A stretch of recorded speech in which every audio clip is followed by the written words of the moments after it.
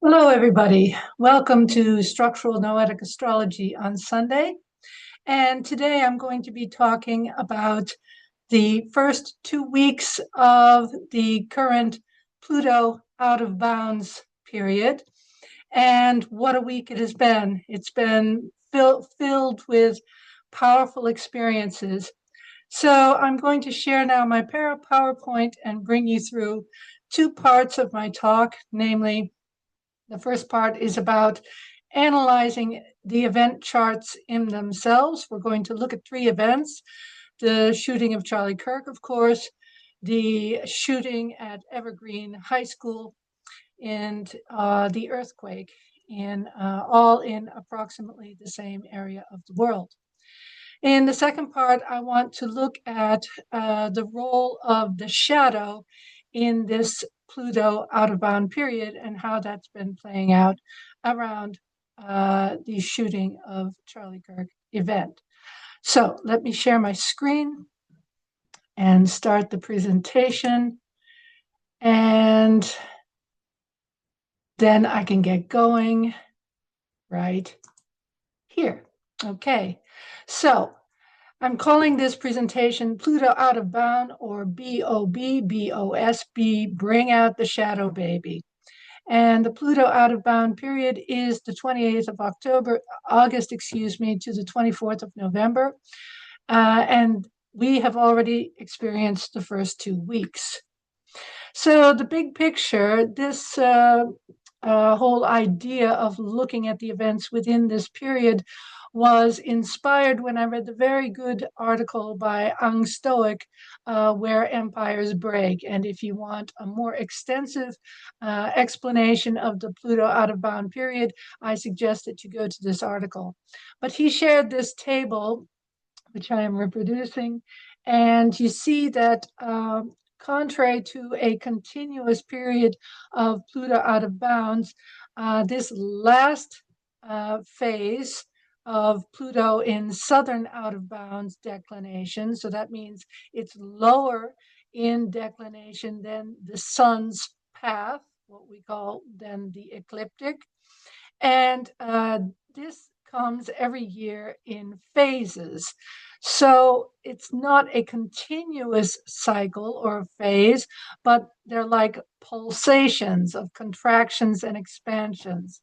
And I think this was a very good observation by Ang about the uniqueness of this period. It's also, as he writes, the last time Pluto will be in this southerly declination for over 1,000 years. So that means it's the last in a whole cycle of these northern and southern out of bound phases. Now, I've added a quote here from his article, which I hope he doesn't mind. And he says, where Pluto normally works as an evolutionary pressure, death, rebirth, harsh psychological exposure, out of bounds Pluto amplifies the ordeal beyond the usual fare. So it's Pluto out of bounds on steroids. It becomes a lawless, unscrupulous monster. Historical cycles show that when Pluto's out of bounds to the north, it tends to correlate with empire expansion, dictatorship, and the aggressive consolidation of power. Last time that went down was 1938 to 1952, so the World War II period. When south, we get the inverse: revolution, collapse, reformation.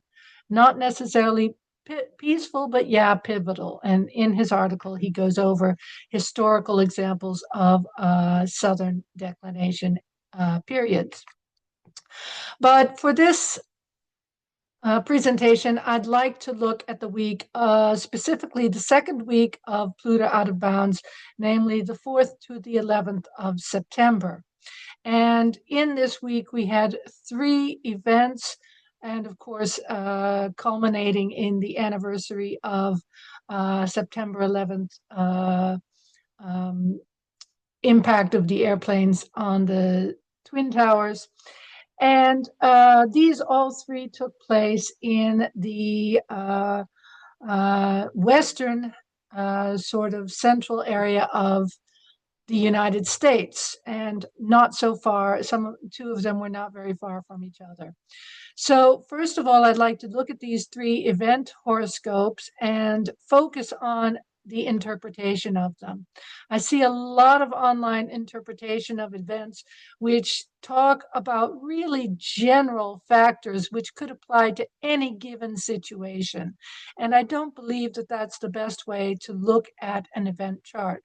You need, in my opinion, to focus on what makes this specifically in the horoscope specific to this event, and then possibly looking at more general influences that, of course, combine to bring it about. Then we'll look at these guidelines in the specific charts. I've also looked at declinations. Since we're talking about Pluto out of bounds, we're talking about declinations.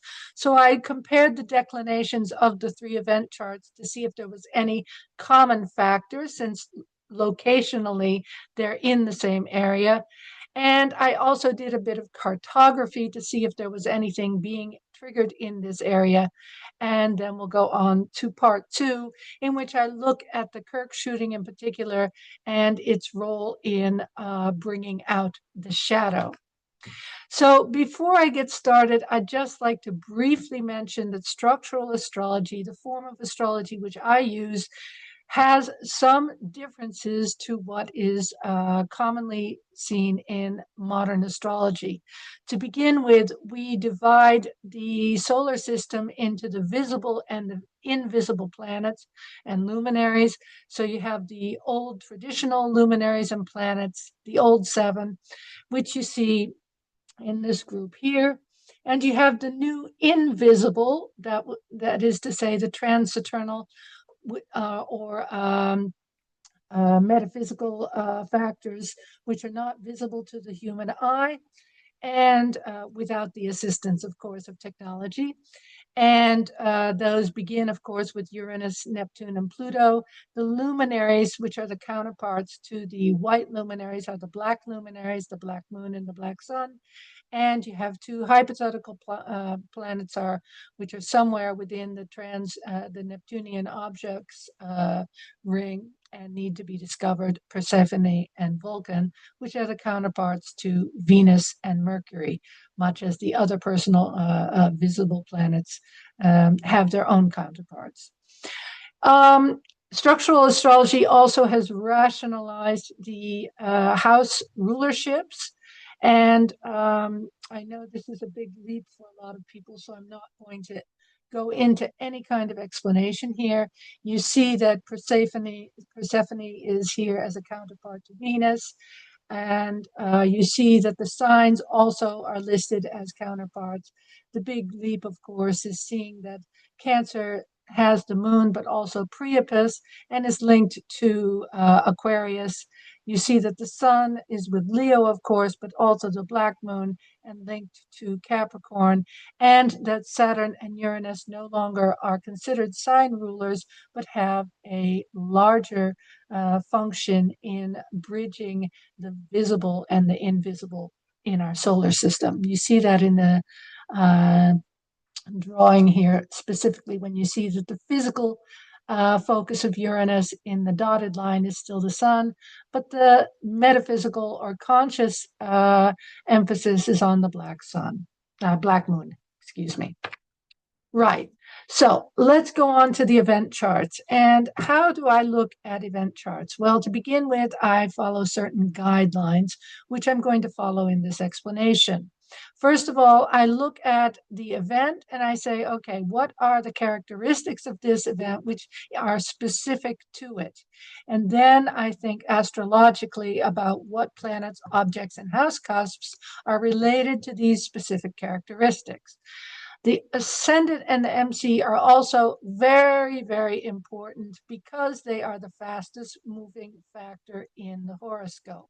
So anything specific about that event should show up with something in the ascendant and the MC. I also look at planets in aspect of less than 1 degree orb. And I also ask myself, is this a traditional horary horoscope, or is this looking at more psychological aspects of the event? And does the house system choice reflect the form of astrology? I saw a brilliant talk by Reese. I've forgotten his last name, at the Astrological Association conference in August, and he described the different philosophies that are associated with each house system and also each form of astrology. So it's important that you understand the differences and choose your house system wisely. Right. So let's go on to the first event, the shooting of Charlie Kirk. And the characteristics which I believe are specific to this event is that it was an event in which one individual consciously chooses to kill another. The victim is an outspoken conservative public figure. The event occurs in public and is shared via internet, and the suspect is unknown with beliefs opposed to the speaker. What factors in astrology would be related to these characteristics? Well, the ascendant in house 1 and the descendant in house 7 are specifically important because these reflect in the individual and open enemies. Also, we look at the rulers of the ascendant and MC and the conjunctions. Rulers, descendant, and ascendant, and the MC house 10 and IC house 4. MC, of course, is the public, being a public figure, being in public, and looking at aspects to them. Looking at planets at less than 1 degree orb and the motives. We're looking at the motives here because it has to do with an individual shooting another individual, so there must be some kind of motivation. It's based on then psychological motives or consciousness, and that's why I give preference to using the Placidus house system and the black luminaries.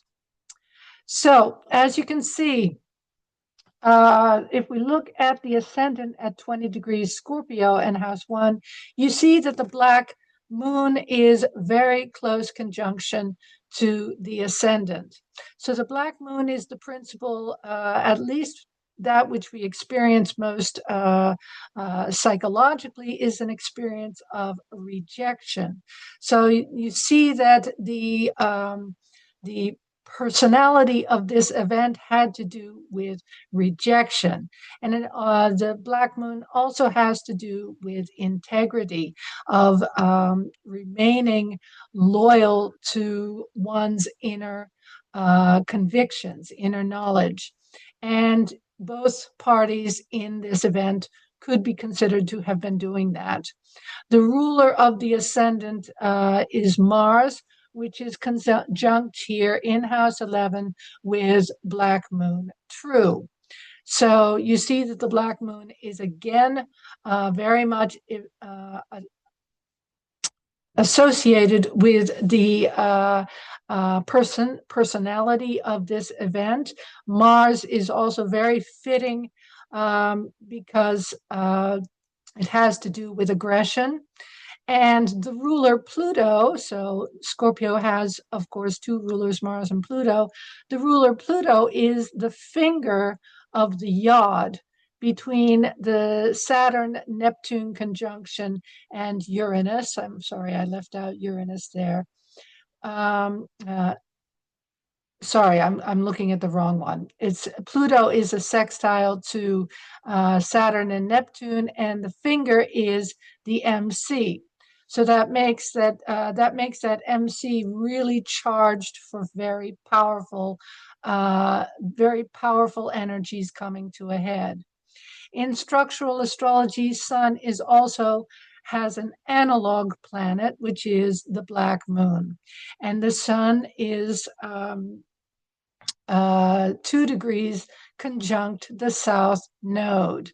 So that means that the Sun is very much involved in the higher universal patterns of creation and realization of the ideal, with its conjunction and opposition then to the north node. The descendant Taurus has its ruler Venus at a square with the black moon on the ascendant. So that shows the conflict that is even strengthened between house 1 and house 7.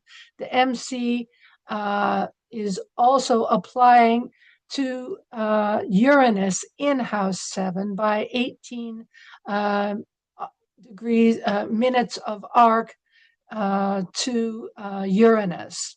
And the moon is exactly conjunct within 2 arc minutes of exactness to the cusp of house 6, which has to do with health, among other things. And you see that it is separating from a conjunction with Chiron, the wound, and is opposite to the Mars black moon true conjunction there.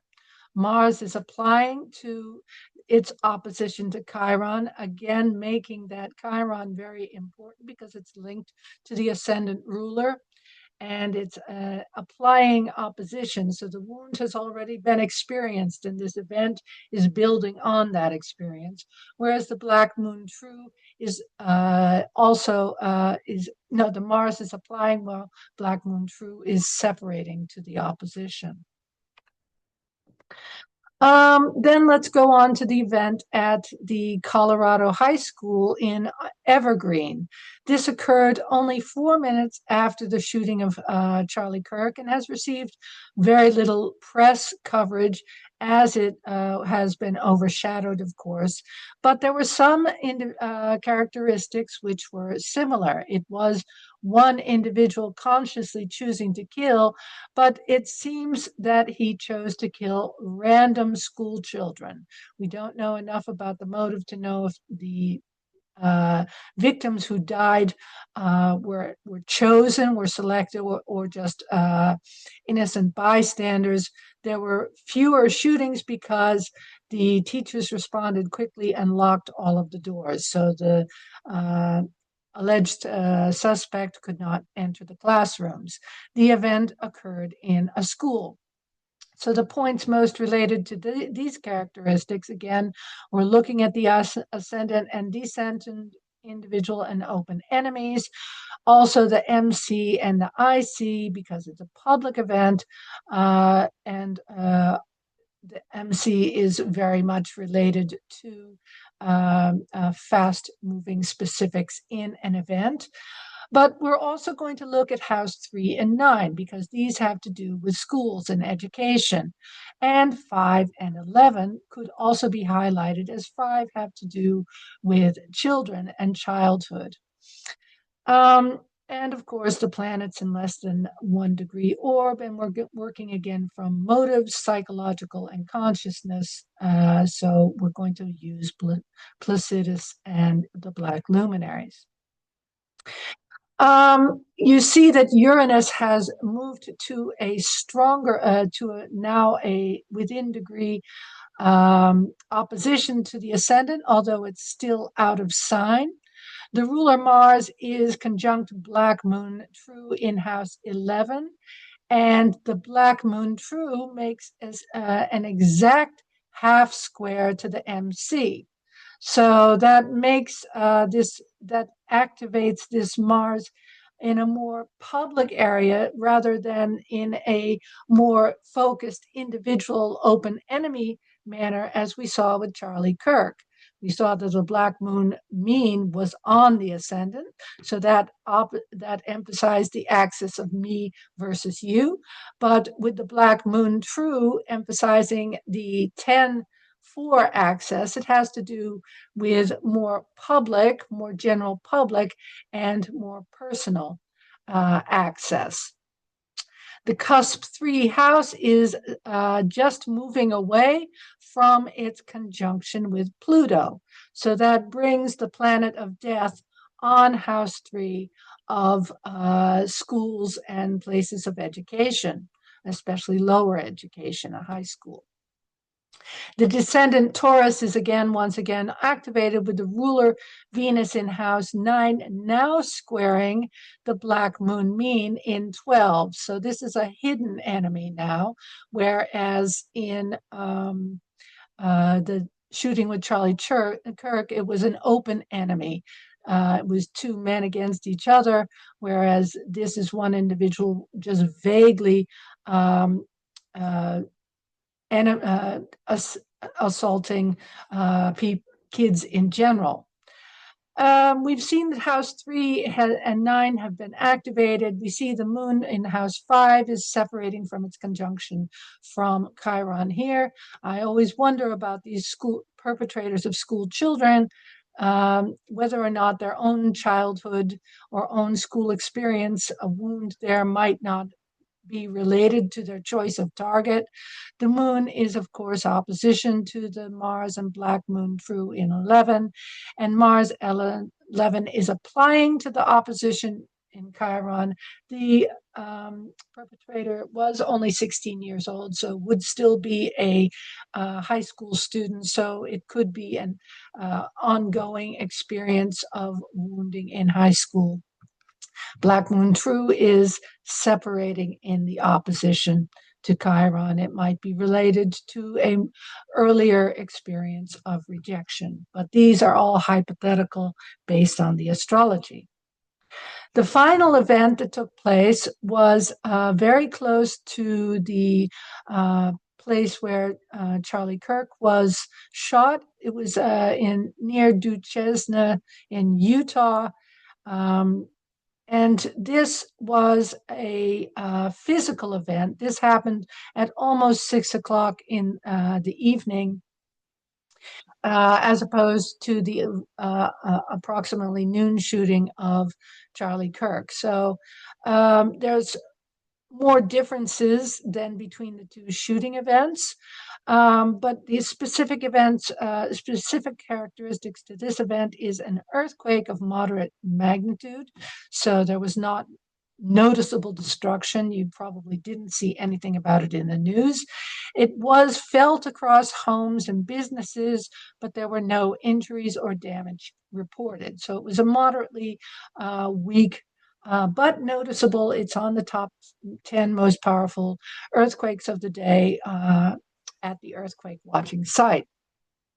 The points related to these characteristics, the ascendant and descendants will receive less emphasis than the MC and IC. The IC is particularly important because that's the ground or the grounding or the foundation, and that you could relate to earthquakes.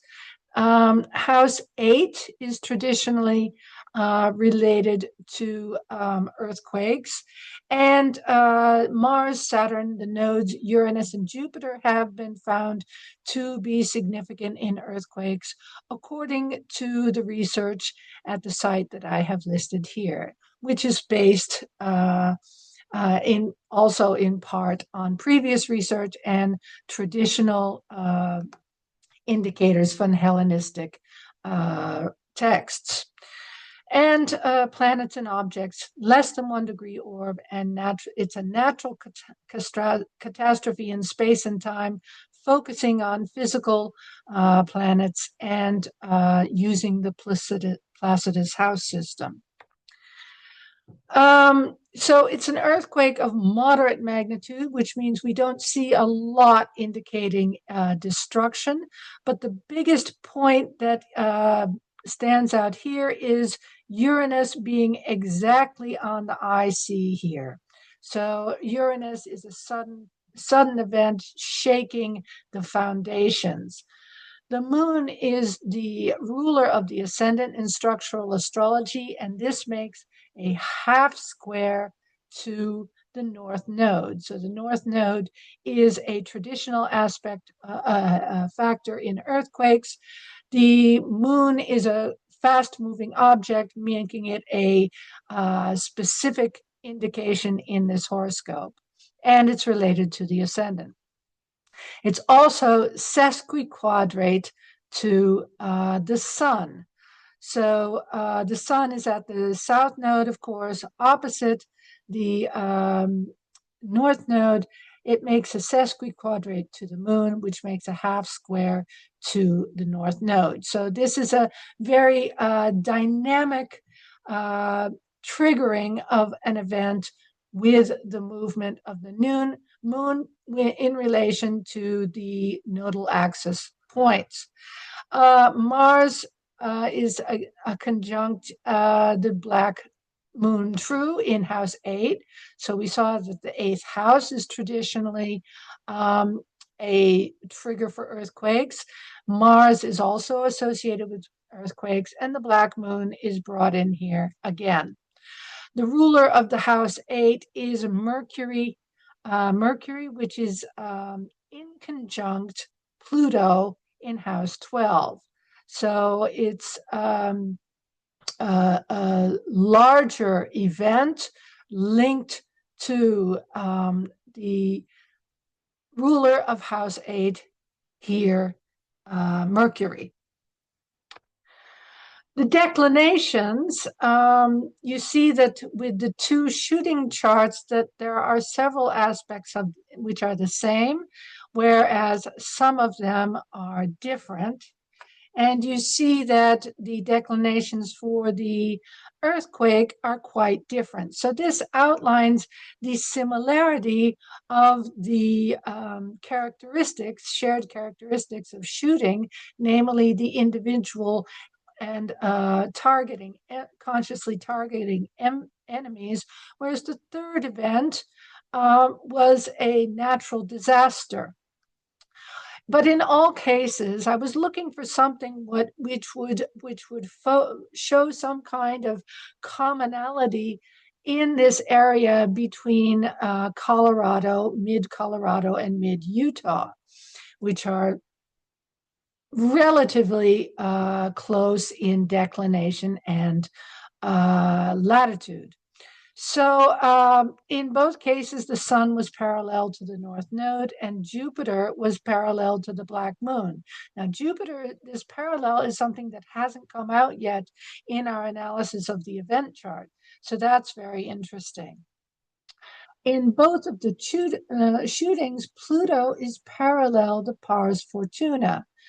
That's specifically interesting because Pluto is the planet that we're looking at here in terms of death and the shadow.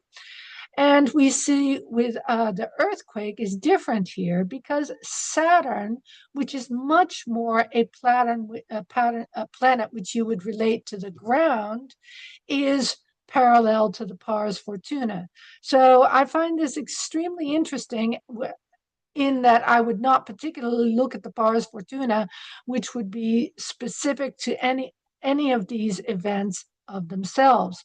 But the Pluto and the Saturn divisions make me interested in finding out more about this in the future.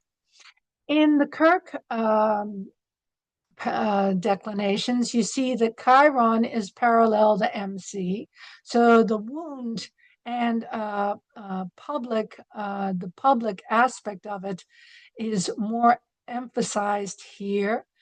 Whereas in the Evergreen High School, you see that Uranus is parallel the ascendant, and Mars joins Mercury in the parallel to the MC. So that shows there is more of a kind of shock element and also relating the Mercury having to do with perhaps education being more highlighted here. And Uranus is parallel to MC in the earthquake, so we saw that that was right on the IC. But Venus is also parallel to Moon, so that may be one reason that it was softened and the public, Moon, were sort of cushioned from the event. The cartography I looked at in two different ways. I looked at on the left a 0 degrees Aries chart for that date. So that actually was when the ascendant was at 0 degrees Aries on the day before, and for 24 hours of the event.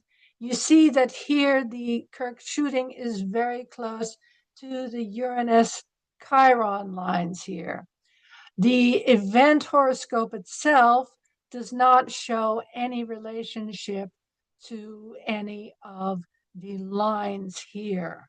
Although you might say it could be a midpoint between Uranus, the Uranus-Mercury lines. For the Evergreen shooting, you see that Evergreen High School is much closer to the solar line here, the white with the 0-degree Aries chart. And that is also the case with the event chart itself. With the earthquake, you see that in the 0 degrees Aries chart that the location stands firmly on the Saturn-Neptune line, if I'm not mistaken. And in the event chart itself, it's firmly on the Uranus line. So once again, this physical event seems to have much more of a clear relationship to a general cartographic look at the energies for those events. So that was a brief description of how to look at the event charts themselves. Now, there's been a lot of attention paid to the Charlie Kirk incidents, and that's where I'd like to return to the concept of Pluto as shadow. Of course, Ang described the disruptions of revolution and overturning and chaos that Pluto at the southern out of bounds declination has. But it seems to me, looking at these past 2 weeks, that the shadow is also popping out in extreme measures as a reaction, both as a perpetration of these events, but also as a reaction to these events. And that's what I'd like to look at now. We're not just looking at Pluto as an indication of death, but the shadow. And the tragic event around Charlie Kirk has been met with finger pointing from on both sides, and liberals and conservatives denying the rights to others that they accord themselves. And this is the shadow at work and puts the individual charts I'm going to discuss in a broader perspective. Now, when I talk about the shadow, I'm obviously referring to Jung's definition, in which he talks about the shadow as the hidden unconscious parts of the self. And these are the traits we deny or repress. Oh, I'm not like that. Or, oh, other people do that, but I don't. Or repress. And it's a perfectly normal psychological development. It holds both negative impulses and hidden strengths. We become aware of these aspects of ourselves through projecting them onto other people. We see what in others what we do not see in ourselves. So somebody who represses their own anger may see others as too aggressive. What irritates us in others often mirrors our own unacknowledged qualities. And I'm reminded all the time of Mick Jagger's words in sympathy for the devil of that he's the devil. Pleased to meet you. I'm the devil. And integration means owning these parts, greater authenticity and wholeness. And that's what this period is requiring of us, and specifically around these events. Now, because that the chart of Kirk, the event was most clearly the characteristics was me against the other, that is an assassin consciously choosing somebody to shoot. I've chosen to look at the charts of Kirk and the suspected assassin. Neither birth times are known, and in such cases, I tend to use the sun on the ascendant charts.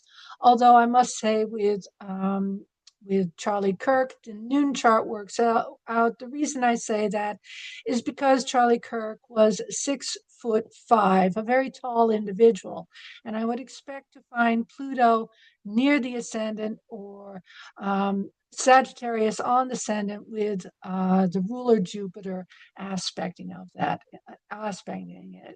The sun on the ascendant brings Jupiter close on its heels at the ascendant, and this 12 o'clock chart has Sagittarius on the ascendant. So both work for me. You see that what characterizes Kirk's chart is a lot of conjunctions. You see that Sun conjunct Jupiter, so morals, virtues, higher perspective on life, religion, these are very much tied to his sense of identity. You see that Mars and Mercury are tied together, so that makes him a very powerful, assertive thinker and debater. And you see he was born with the Uranus-Neptune conjunction in Capricorn, which may have backed his conservative zeal and idealism. You see that Pluto is square Saturn. So this is a very dynamic aspect of tradition and norms and values with Saturn, and the power or transformation that can come through those. And you see that the moon in house 12, in this chart in house 12, is opposite the black moon. So that means that his moon is conjunct Priapus, meaning that he tends to stick with that which is tried and true rather than trying to promote something unique or different than the established. You see with the suspected assassin that there's lots of tension, two big T squares in this chart. You see that Mars and Uranus and Chiron are widely conjunct, which were they were opposed in the event chart. And Mars is the apex of a T-square between the opposition between the sun and the moon. So that's a very powerful and tense aspect that Tyler would have to deal with.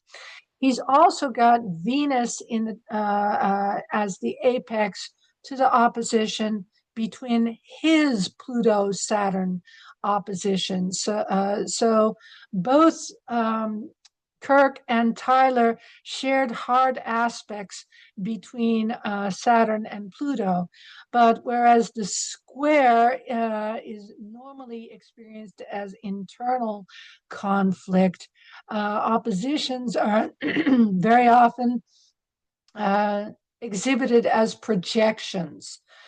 You also see that he has a square of his Mercury to Neptune, so that would make ideals and idealism and his ideas, his thoughts, his beliefs, possibly being disillusioned or based on illusion. There may be some confusion there.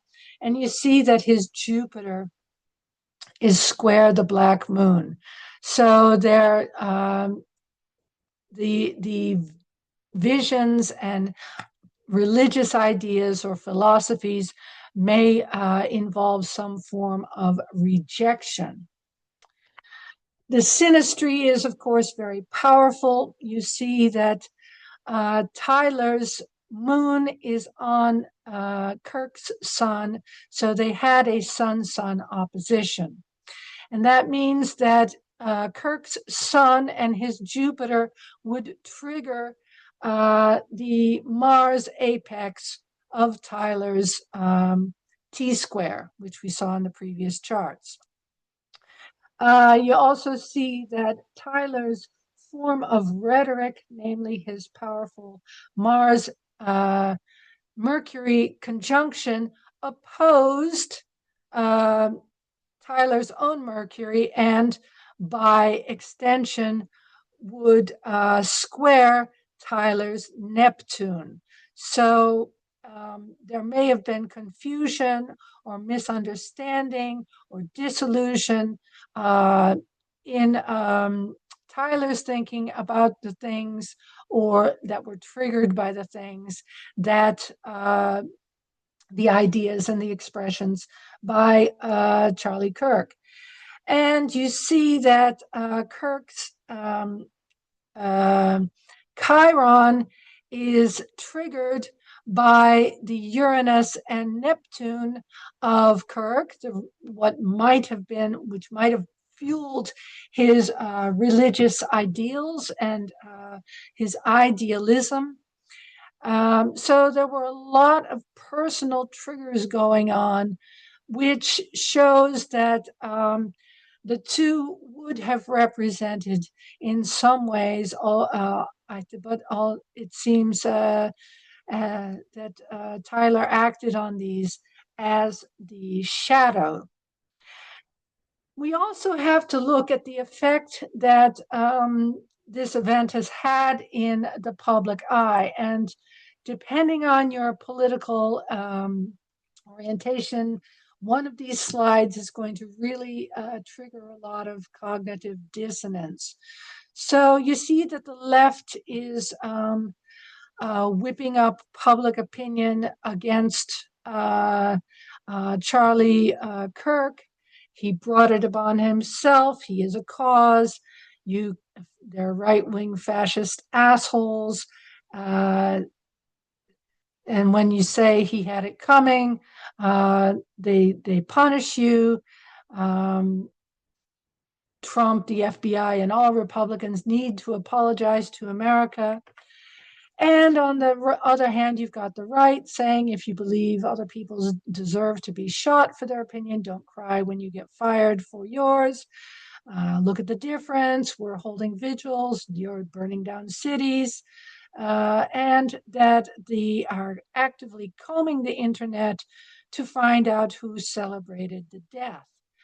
Now, I find both of these tendencies extremely alarming.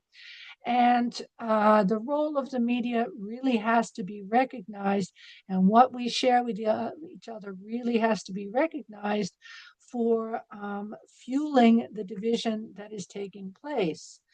Noam Chomsky put the role of the media in very sharp perspective a long time ago. He said the media served the interests of state and corporate power.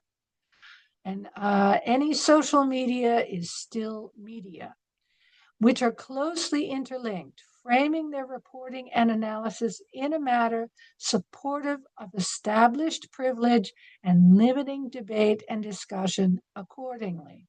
I found a meme which I really like, which says, don't be so busy being Republican or Democrat that you forget to be a decent human being.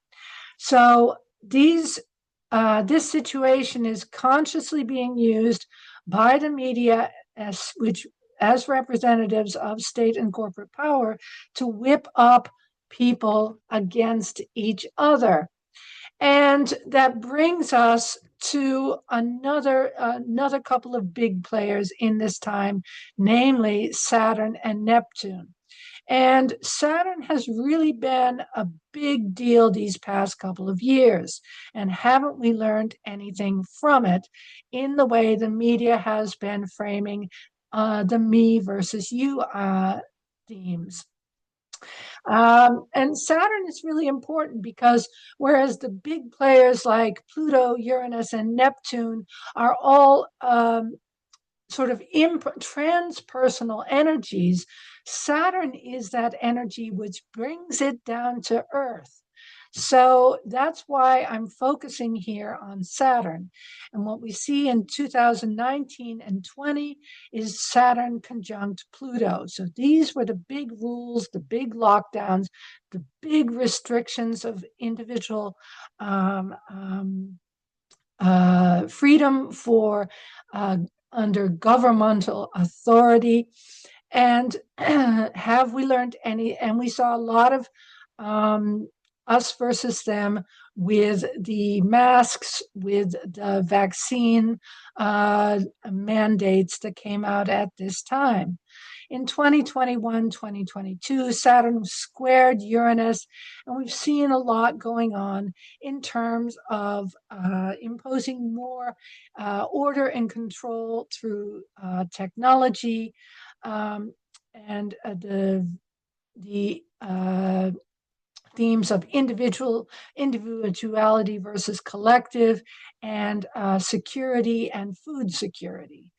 2024 and 25 has seen Saturn conjunct Neptune. We've seen a lot of things on the conflict, which we're going to continue seeing while they get together in Aries. But this has to look at the limits to empathy and collectivization, and the reality versus the illusions there. Are they strengthening or eroding empathy? And we're looking at a period of Saturn conjunct Neptune in Aries. So again, the themes of government, fantasy, me versus you. There's going to be illusion, trying to ground our dreams in reality. But government is possibly not going to be our best friend in that. And the media is also going to probably play a role in strengthening what the government wants through peddling illusions. So the lessons of Pluto out of bounds, we've already got a taste of it. And the beginning of any major cycle is always the most powerful and the most surprising.